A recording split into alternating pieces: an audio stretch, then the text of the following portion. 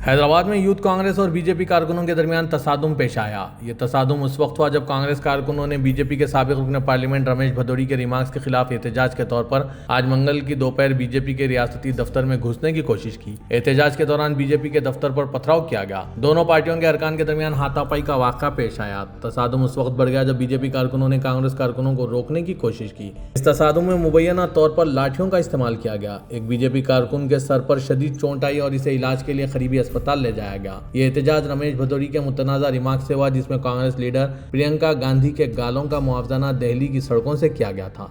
Congress party और Bharatiya Janata party के workers के बीच तसादुम के पेश आने के बाद भारतीय जनता पार्टी के गोशा महल के रुकने असेंबली मलून राजा सिंह ने कहा कि कांग्रेस के गुंडों की तरफ से हमारे कारकुनान पर बुज़दिलाना हमले की मैं शदीद मजम्मत करता हूँ। राजा सिंह ने कहा कि हैदराबाद में रियासती दफ्तर पर तशद्दुद की ऐसी कार्रवाइयाँ जमहूरी मुआशरे में नाकाबिल कबूल है और कांग्रेस क़यादत की मायूसी को उजागर करता है। मैं इस शर्मनाक वाक़े के लिए सीएम रेवंत रेड्डी से फौरी और गैर मशरूत माफ़ी का मुतालबा करता हूँ।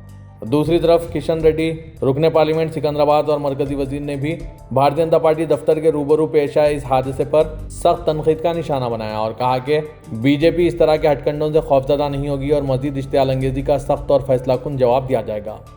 अगर बीजेपी कारकुन फैसला करेंगे तो गांधी भवन समेत कांग्रेस के दफातर की बुनियादें भी हिल जाएगी। उन्होंने हमलावरों के खिलाफ फौरी कार्रवाई का मुतालबा किया और जोर देकर कहा कि कानून को हाथ में लेना नाकाबिल कबूल है। पेश है इस खुसूस में यहाँ की कुछ झलकियाँ।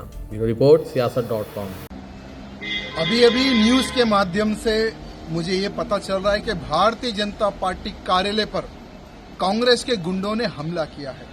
मैं शबरीमले मंदिर आया था केरला भगवान जी के दर्शन के लिए और मैं न्यूज में देखने को मिला कि भारतीय जनता पार्टी कार्यालय पर अटैक हुआ और अंदर जो भारतीय जनता पार्टी के अधिकारी है उनको भी मार लगी और बहुत सारे कार्यकर्ताओं को भी मार लगी।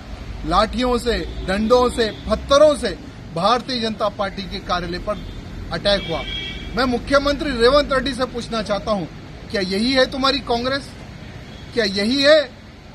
क्या यही सिखाया जाता है कांग्रेस के कार्यकर्ताओं को कि एक पार्टी कार्यालय पर जाकर हमला करे, पार्टी कार्यकर्ता के लोगों को मारे, अधिकारियों पर हमला करे? क्या यही है कांग्रेस में? पूछना चाहता हूं। आज तेलंगाना का law and order totally disturb ध्वंस हो चुका है।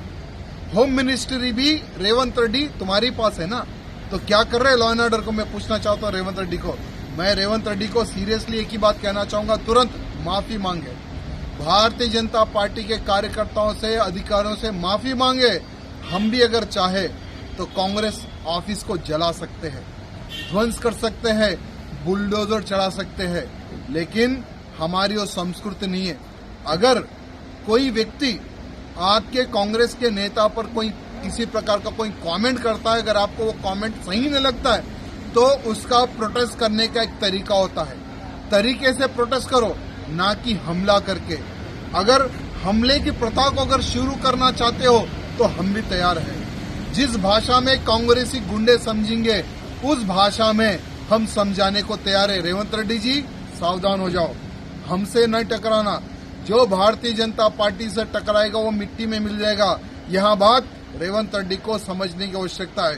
तुरंत मैं डीजीपी से निवेदन करना चाहता हूँ, जिन जिन लोगों ने भारतीय जनता पार्टी कार्यालय पर हमला किया है सभी लोगों को अरेस्ट किया जाए और रेवंत रेड्डी जी तुरंत माफी मांगे, नहीं तो इसका अंजाम बहुत बुरा होगा।